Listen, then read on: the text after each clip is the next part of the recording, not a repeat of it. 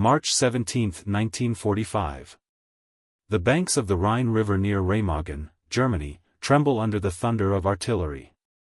Smoke rolls like fog across the water, blotting out the steel skeleton of the Ludendorff Bridge, what's left of it. A shrill whistle cuts the air, followed by the shattering roar of metal collapsing into the current. American engineers and infantrymen dive for cover as chunks of twisted iron rain down. The massive bridge, once the Allies' only intact crossing over the Rhine, groans, splits, and disappears beneath the churning surface. For a brief, terrible silence, all that remains is the hiss of steam and the echo of falling rivets. The bridge that changed the course of the war is gone. A sergeant from the 291st Engineer Combat Battalion, his face blackened with soot, stares in disbelief. Just 10 days earlier, American forces had captured the Ludendorff Bridge, an unexpected prize that allowed thousands of men and tons of armor to pour into the heart of Germany. It had been the first Allied bridgehead across the Rhine, a gateway to victory. Now, as the wreckage drifts downstream, that gateway has been sealed shut. Colonel David E. Pergrin, commander of the 291st, grips his radio handset tight. Reports are flooding in, supply convoys backed up for miles, tanks stranded on the western bank, infantry units isolated across the river with dwindling ammunition. The Rhine, that broad, unforgiving barrier, has once again become a wall between the Allied spearhead and its lifeline. Behind him, bulldozers churn the mud, and cranes idle uselessly. Engineers scramble to salvage what they can from the wreck. A pontoon company nearby waits for orders, their rafts and bridging gear stacked neatly on the shore. Everyone knows what must come next. Pergrin lowers his radio, glances toward the black water, and mutters under his breath, "Then we build another one." The problem: the Rhine at this stretch is nearly 400 yards wide, with a current strong enough to tear steel cables apart. German artillery still harasses the far bank, and enemy snipers lurk in the hills. But there's no time to wait. The Third Army, the Ninth, the First, all are converging on the Rhine. Every division needs a way across. And so, under the dimming light of that March afternoon, the U.S. Army Corps of Engineers begins planning one of the most daring construction feats of the entire war, a bridge that will rise from the river in less than 10 hours. Night falls over Remagen. The sound of hammering echoes through the cold, damp air. Spotlights sweep across the river as engineers measure the current, mark anchor points, and drive stakes into the muddy shore. The air smells of oil, sweat, and cordite. Somewhere across the water, a German 88 opens fire, and the first shell screams overhead. Nobody flinches. They work by feel, hands moving instinctively over cables and couplings, boots sinking into the wet sand. Trucks rumble up with more equipment, pneumatic rafts, heavy pontoons, steel treadway panels. The men have done this before, on the Moselle, on the Saar, but never under such pressure, never with so much riding on their success. A corporal from Company C tightens the last bolt on a pontoon cradle and wipes the grease from his palms. "You think we'll get it done before dawn?" he shouts over the clatter. His sergeant grins. "Hell, son, we'll have tanks rolling by breakfast." As midnight approaches, the engineers work faster, their movements illuminated by the eerie red glow of flares bursting in the distance. Across the river, tracer fire arcs like lightning. Every few minutes, mortar shells fall short, sending up columns of spray. Still, the rhythm never stops, the clang of hammers, the whine of winches, the bark of orders. Each sound adds to the pulse of the operation. The river has become a living thing, and the engineers are taming it piece by piece. When dawn finally breaks over the Rhine, a foggy orange light cuts through the smoke. The first sections of the floating bridge are already in place, bobbing on the surface like a silver chain stretching toward the opposite bank. Colonel Pergrin climbs onto the nearest pontoon, looks downriver at the half-finished span, and calls to his men, "Keep it steady. The faster we build, the fewer of us they hit." German shells start to land closer now, churning water around the pontoons. But the engineers don't retreat, they dig in, anchoring cables deeper, securing decking faster. The current is strong, but the determination is stronger. What the Luftwaffe and Wehrmacht couldn't stop with bombs and bullets, the American engineers will build with courage and steel. By mid-morning, the Rhine is no longer just a river, it's a proving ground. March 18, 1945. The sun climbs above the horizon, a pale disk through drifting smoke. The roar of diesel engines echoes across the valley as convoys of trucks, half-tracks, and bulldozers grind toward the riverbank. The U.S. Army engineers are now in a race against time, and against the Rhine itself. The river is swollen from spring rains, the current surging at nearly 10 miles per hour. Anything that isn't anchored tight risks being swept downstream in minutes. But the orders from higher command are crystal clear: establish a Class 40 bridge by nightfall. That means it must be strong enough to carry a 40-ton Sherman tank across the river, a floating roadway of steel and determination. Colonel David Pergrin stands over a folding map table, his helmet tilted back and his uniform splattered with mud. Around him, a dozen officers bark into field radios. The rhythmic pounding of artillery fills the air like a heartbeat. Across the water, the Germans are awake, and angry. Every few minutes, shells from the east bank crash into the opposite shore, sending plumes of water skyward. Yet the engineers keep working. "Don't worry about the shells," shouts Captain George Davis, his voice hoarse. "They're aimed for yesterday." By now, hundreds of men from the 291st Engineer Combat Battalion and supporting units are knee-deep in the Rhine. They move with methodical precision, anchoring pontoon sections, guiding rafts into position, bolting down steel treadways. Teams of combat engineers in assault boats ferry cables back and forth under fire, their oars slicing through icy water.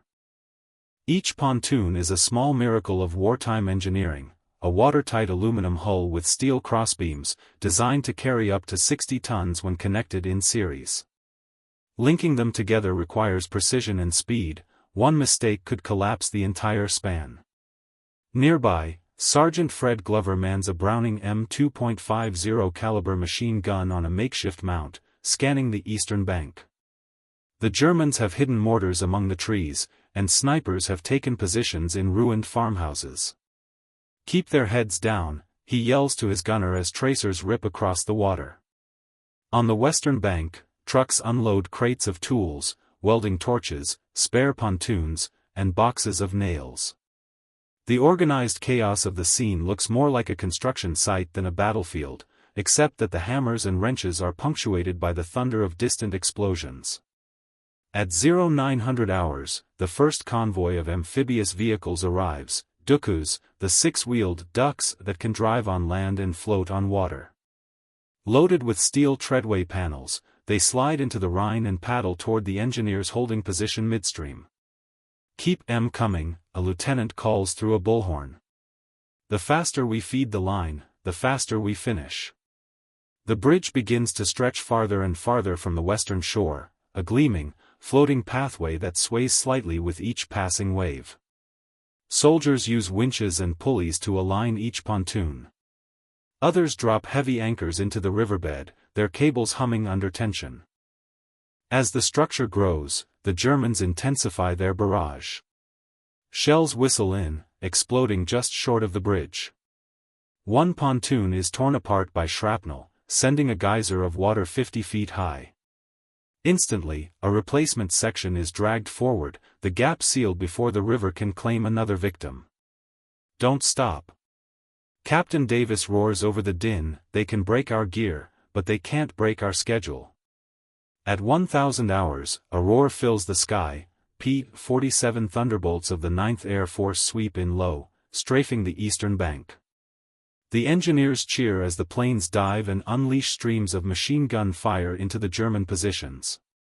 For a brief, glorious moment, the riverfront falls silent except for the hammering of tools. Lieutenant Charles Young, the bridge operations officer, checks his watch. They've been building for barely 4 hours, and already the structure spans more than halfway across the Rhine. "If we keep this pace," he mutters, we'll beat the record. But nature isn't done testing them. By noon, the wind shifts, pushing waves upriver. The pontoons buck and groan, their steel connectors creaking under strain. Men scramble along the bridge with ropes and wrenches, tightening fittings and reinforcing joints. The engineers' faces are streaked with mud, sweat, and gunpowder, their hands raw from constant motion. Private Albert "Red" Morris, working on the far edge of the structure, looks toward the opposite bank, still 150 yards away. "Feels like we're building to Berlin itself," he mutters. "Close enough," his squad leader replies. Behind them, tanks from the 9th Armored Division wait in long lines, engines idling. Every commander knows that the first tank to cross will carry not just its own weight, but the pride of the entire engineer corps. Colonel Pergrin climbs onto a crate, scanning the line of men and machines. "Listen up," he shouts. "You've built bridges under fire before, but never like this. The Rhine is Hitler's last hope, and today, we make it his last mistake." A cheer rises above the thunder of artillery. The men bend back to work, driving bolts, tightening cables, hauling the next pontoon into place. The bridge, gleaming wet and silver in the sunlight, stretches almost to the eastern bank now. Only a few more sections remain. But the closer they get to the far shore, the deadlier the fire becomes. Mortars fall in tight clusters, machine guns rake the surface. Still, the engineers don't stop. They can't stop. Because every minute they delay, the armies behind them wait, and the war itself waits. March 18, 1945, 1,300 hours. The Rhine churns like molten steel beneath the unfinished bridge. The air hums with danger, incoming shells, ricocheting metal, shouted orders. On the far bank, German gunners have zeroed in on the growing span.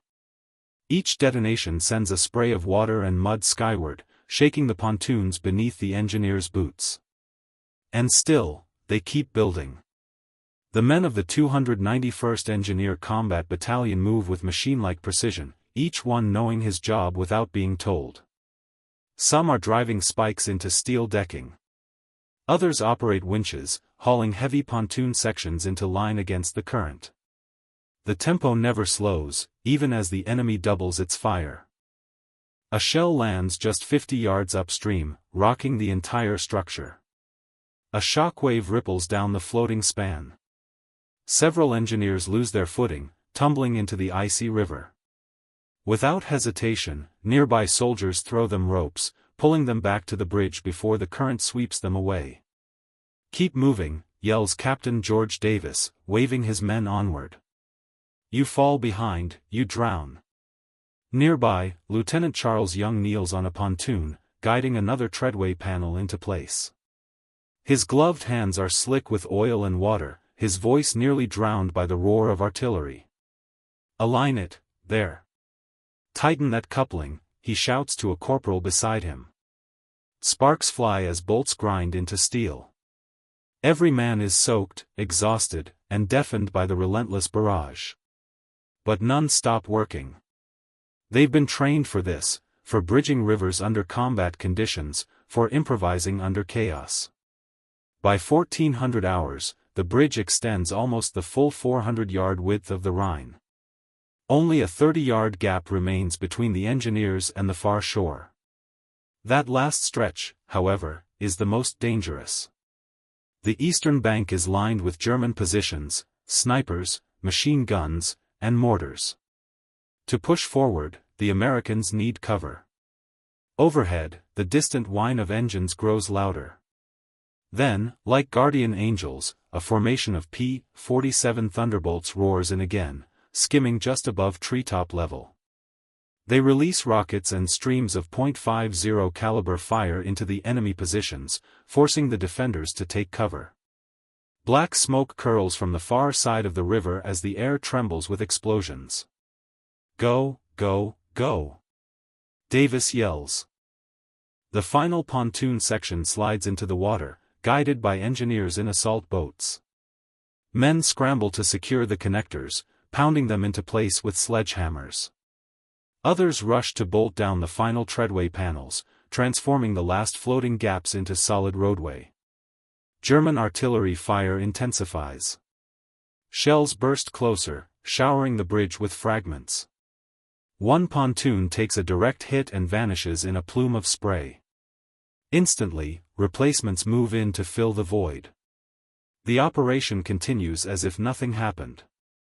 Colonel Pergrin stands on the western bank, watching the scene unfold through his binoculars. Every nerve in his body is alive with tension. He knows that one direct hit on the bridge's center section could undo hours of work, and cost dozens of lives. But the line holds. "Colonel," shouts a runner, ducking behind a sandbag wall. "Message from division. They want the bridge operational before 1600. Pergrin checks his watch, 2 hours. He lowers the binoculars, his face streaked with grime. "Tell them they'll have it in 10. By 1530, the engineers lash the final cables to the eastern shore. A ragged cheer rises from the men. The floating bridge, stretching nearly a quarter mile across the Rhine, is complete. But there's no celebration yet. The bridge still has to prove itself. On the west bank, the first Sherman tank rumbles forward, its tracks grinding against steel. The men on the shore hold their breath as 40 tons of armor begin to roll onto the pontoon surface. The bridge flexes, sways, but holds. The tank inches forward, crossing the midpoint as water splashes up against the pontoons. Every creak and groan is amplified in the tense silence. When the Sherman finally reaches the far bank and climbs onto solid ground, a roar erupts across both shores. They've done it. Under constant shellfire, in just 10 hours, the 291st Engineer Combat Battalion and their supporting units have built a fully operational Class 40 pontoon bridge across the Rhine, the last great natural barrier into Germany. Pergrin exhales for what feels like the first time all day. Around him, engineers clap each other on the shoulders, wipe grime from their faces, and allow themselves the smallest smiles. But even amid the triumph, the war is far from over. The bridge must now bear the weight of the entire Allied advance. Supply trucks, tanks, ambulances, all will depend on this lifeline. If the enemy destroys it, everything halts. Pergrin turns to his staff officers. "All right, gentlemen," he says. "Now let's keep the damn thing standing." Night begins to fall over the Rhine once more. The bridge, glistening in the last light of day, carries its first convoy eastward. The sound of engines mixes with the steady slap of water against steel. Across the river, Germany waits, broken, defiant, and soon to be overrun. And as the engineers settle into defensive positions to guard their masterpiece, the realization spreads among them: they haven't just built a bridge. They've built the path to victory. March 19, 1945, 0200 hours. A cold mist drifts over the Rhine as convoys rumble across the new pontoon bridge. Headlights are blacked out, replaced by the dim red glow of filtered lamps guiding vehicles eastward into Germany. The rhythmic thump of tank treads and the low groan of engines echo off the water, blending with the faint whistle of artillery in the distance. The engineers, who had been awake for nearly 48 hours straight, now huddle in foxholes and dugouts along the shore. Some sleep where they sit, helmets tipped over their eyes, still clutching wrenches or carbines. Others remain on watch, scanning the horizon for signs of enemy aircraft or saboteurs. Colonel David Pergrin walks the length of the western bank, his boots crunching over frost and debris.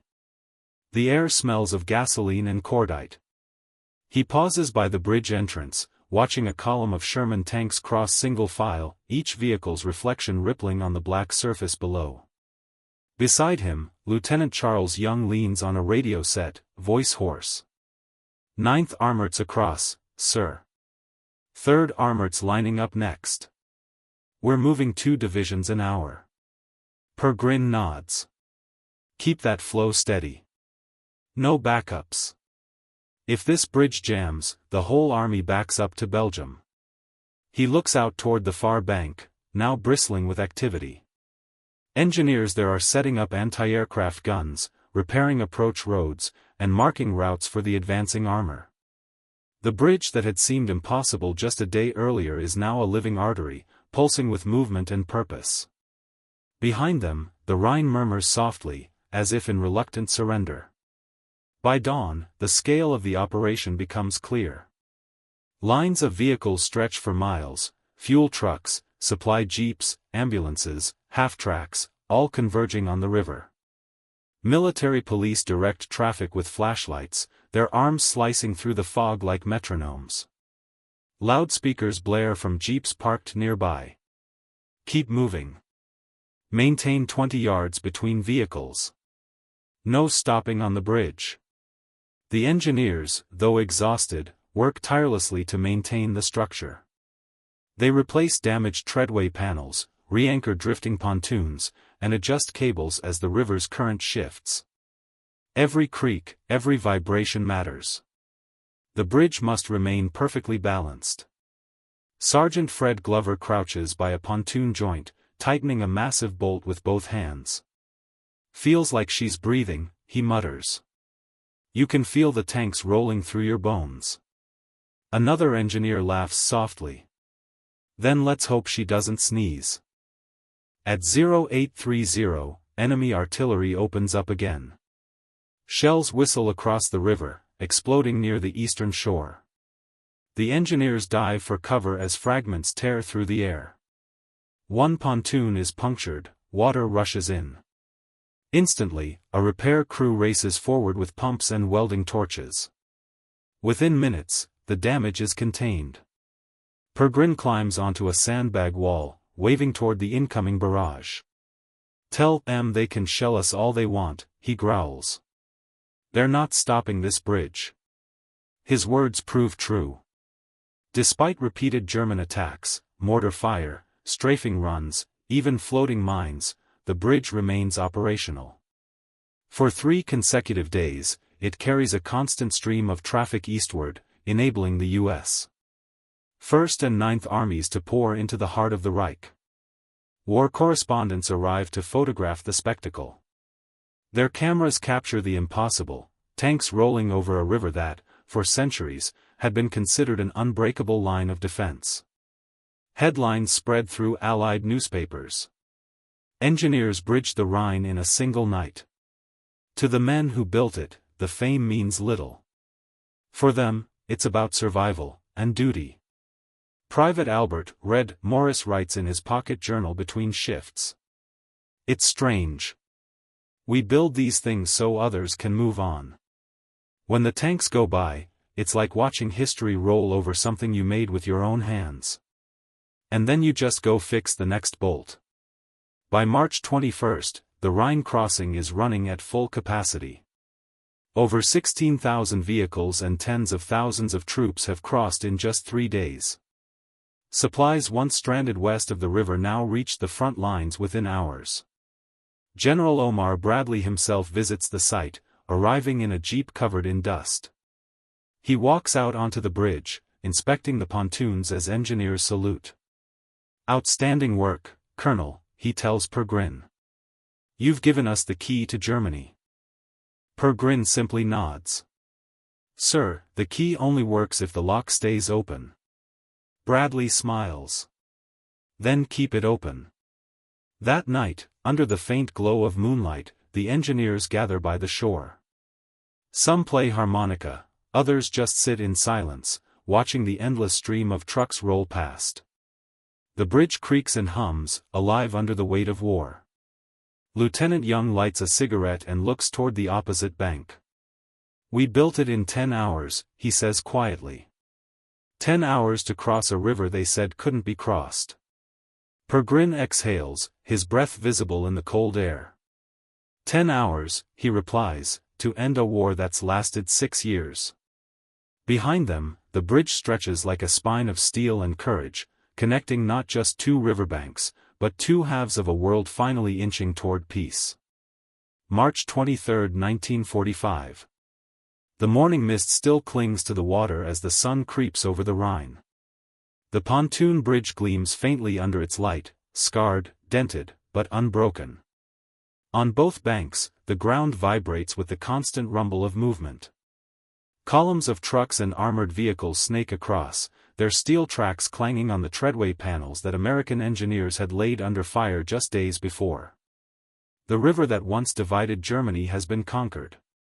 Colonel David Pergrin watches the flow of traffic from the command post, his map table cluttered with radio sets, coffee tins, and crumpled orders. He looks older than he did a week ago, his face drawn, his uniform streaked with oil and mud. The Rhine crossing is now secure, but his battalion hasn't stopped working for a moment. Engineers still crawl over the structure like ants, reinforcing joints, replacing pontoons damaged by debris, tightening mooring cables. Every hour, the bridge endures the stress of thousands of tons rolling across its surface. The current beneath it never relents. Lieutenant Charles Young approaches with a clipboard in hand. "Sir, we've logged over 20,000 crossings so far. Infantry, armor, and transports combined." Pergrin nods. "Any damage we can't handle?" "2 pontoons were crushed by debris from upstream," Young replies. "But the replacement teams had them patched and refloated in under an hour." "Good," Pergrin says quietly.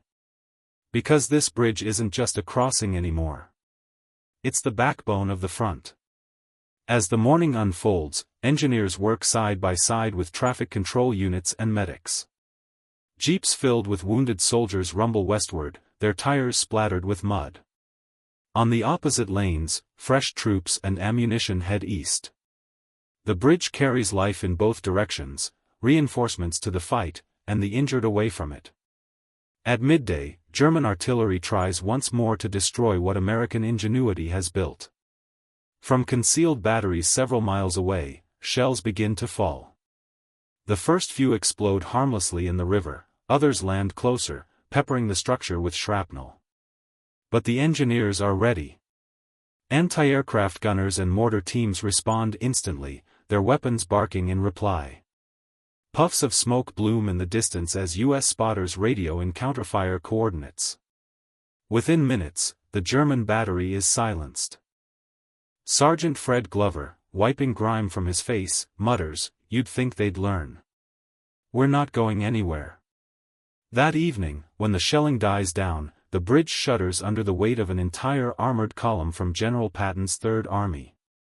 Dozens of Sherman tanks, tank destroyers, and supply trucks roll across in an unbroken line. The entire span trembles, but holds firm. Engineers stand by with ropes and wrenches, watching with quiet pride as the tide of war flows eastward.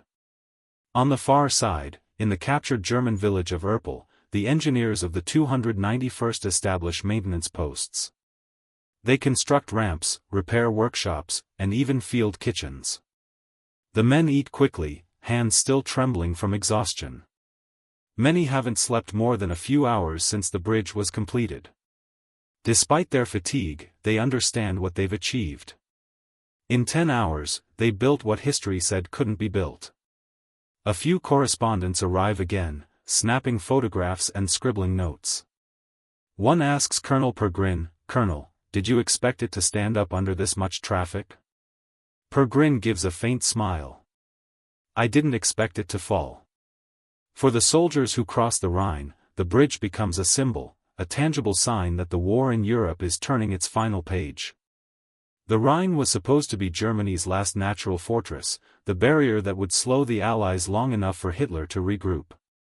Instead, it becomes a highway to defeat. By March 25, more than 60,000 troops have crossed. Entire divisions of infantry, columns of artillery, and convoys of fuel tankers now stream eastward toward the Ruhr Valley. In a makeshift camp near the river, a group of engineers gathers around a small fire.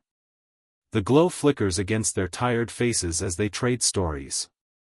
10 hours, one says softly, shaking his head. "It took us longer to build bridges in training." Another replies, "That's because in training, nobody's shooting at you." Laughter ripples through the group, a brief, weary laugh that cuts through the cold night. Across the river, the glow of artillery flashes marks the front line creeping ever deeper into Germany. The sound no longer frightens them. It's the sound of momentum, of inevitability. By the end of March, word of the crossing spreads through the Allied ranks. Engineers across Europe hear about the 10-hour bridge and take pride in it as one of their own. It stands not just as a feat of construction, but as a testament to the discipline and courage of men who build instead of destroy, even while surrounded by war. Colonel Peregrine finally allows himself a few hours of rest. He sits by the riverbank, looking out across the water. The Rhine flows steadily beneath the bridge, its surface broken by the reflection of tanks, trucks, and the silhouettes of soldiers marching east. He lights a cigarette, takes a slow drag, and mutters to no one in particular, "They'll cross it till the war's done." He's right. For weeks, the bridge remains in constant use, carrying the lifeblood of the Allied advance until the front moves far beyond its reach. When the engineers finally dismantle it, the Rhine flows free again, but history will never forget the night American hands spanned it in 10 hours flat. And in the decades to come, whenever military engineers study that crossing, they'll see more than steel and pontoons. They'll see what the 291st built under fire, courage, precision, and the bridge that led to victory. The Rhine didn't stop them. Nothing could.